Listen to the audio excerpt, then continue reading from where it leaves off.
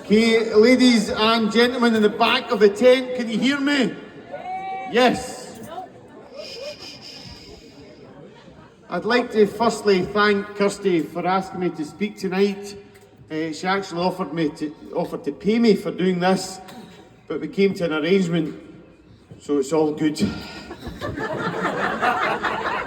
Not in that way, although I do have a crush on Kirsty. I was lucky enough to be sat next to her earlier on tonight, and my tummy was turning, my palms were sweating, my heart was racing, and for a minute I thought I'd spiked the wrong drink.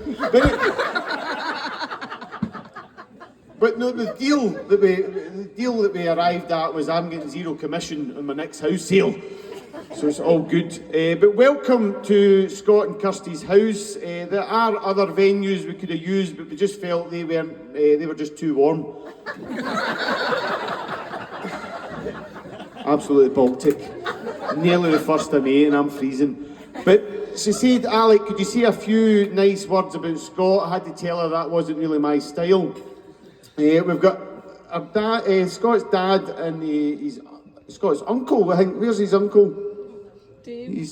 Dave. Uncle Dave's here. Oh, Dave, how you come? Because this is basically Scott from the future.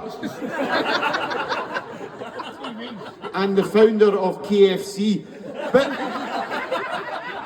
So they're going to be up singing later on, Scott and his dad and his uncle, so it's brilliant. But what can I say about Scott? He's handsome, charismatic, and I can't read the rest of his handwriting.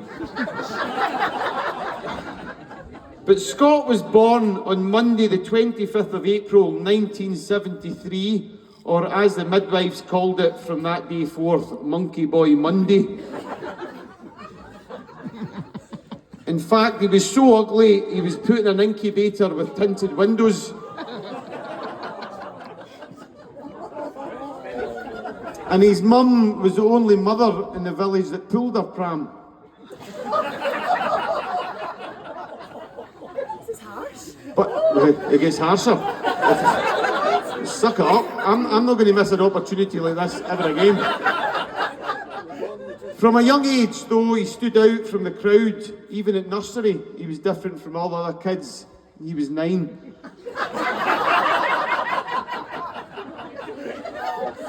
And he readily admits that primary 7 was the best 3 years of his life.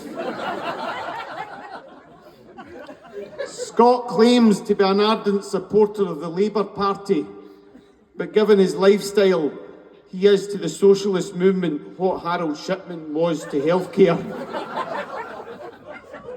Scott, though, has gone on to be very successful in life, and it just goes to show that looks and personality doesn't necessarily have to be an obstacle when it comes to doing well for himself. But he has done very well for himself, but a lot of that's down to having Kirsty by his side.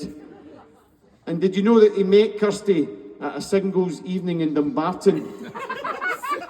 Which was a bit of a surprise, because he thought she was at home looking after the kids.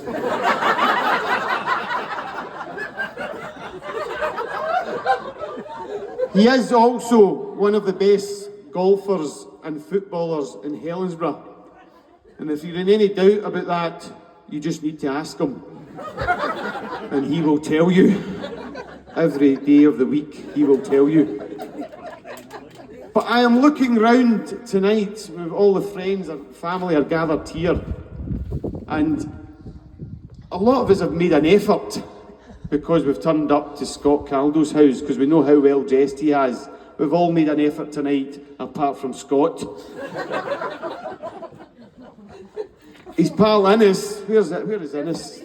Innes is there. He's turned up dressed as, well, Jeremy Clarkson's stunt double.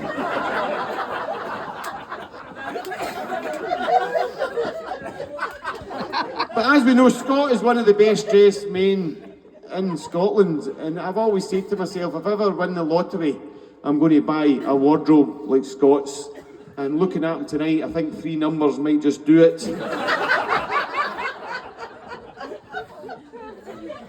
I had to go to the toilet.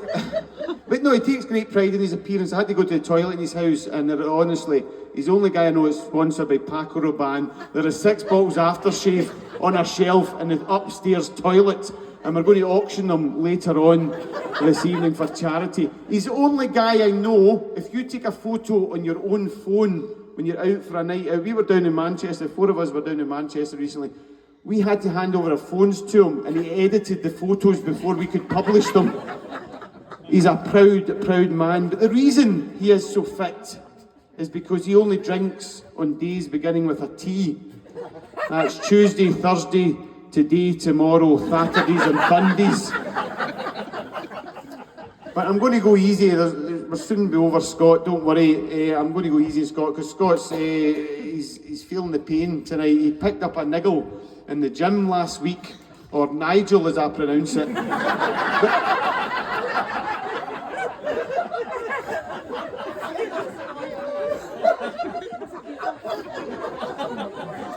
But it is great to see so many friends here and family to celebrate the big 5-0.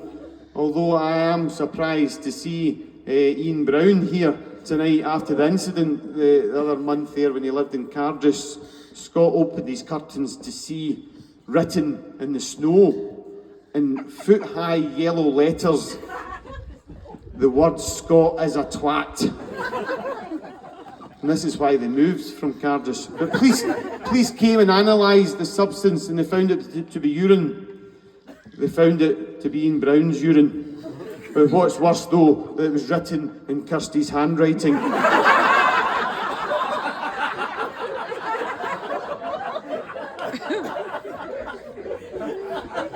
But believe it or not, I've done a bit of effort into this speech and I've researched Scott's family and I've found out that Caldo is Gaelic for handsome. It's a shame Scott's Gaelic for not very.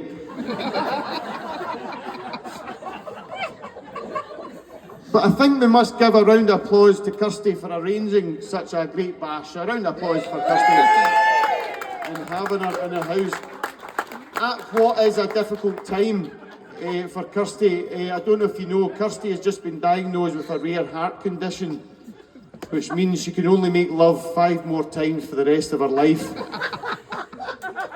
She broke the news to Scott, and Scott was devastated.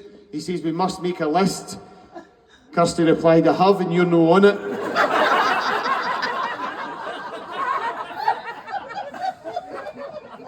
But Scott, though, has been a real friend to me. I moved. I don't care.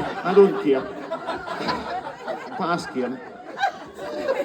Didn't even want to come here tonight. I had hospitality football tomorrow. I was going to go in there. And I'm not even getting paid for this. I was joking about the zero commission house sale. But no, joking aside, Scott's been a real friend. And I always remember when we moved to the area, about 10 years ago, Scott and Kirsty offered to take me and Leanne out for a double date. And we're out, and Scott had quite a lot to drink. And we arrived back at theirs, and Scott, as I said, had a lot to drink. And he thought, here, how about we spice the evening up and we swap partners? So about an hour and a half later, I turned to Scott and I says, "I wonder how the girls are getting on."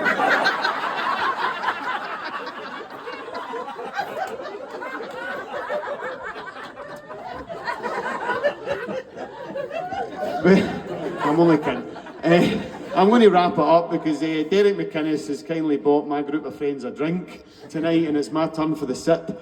So I'm going to wrap it up. But please, all of you, please raise a glass and wish a very, very happy birthday to the one and only Mr. Scott Caldo. And I think Scott's going to have a reply. You're going to have a welcome speech after dinner, right? Fantastic. So, rest of you, basically, just fend off hypothermia and jog on the spot. And I think we're going to have food maybe on the go soon. We're going to have some singing. The party's just starting, so please enjoy yourself, and we'll see you all later on. Thank you very much. Thank you.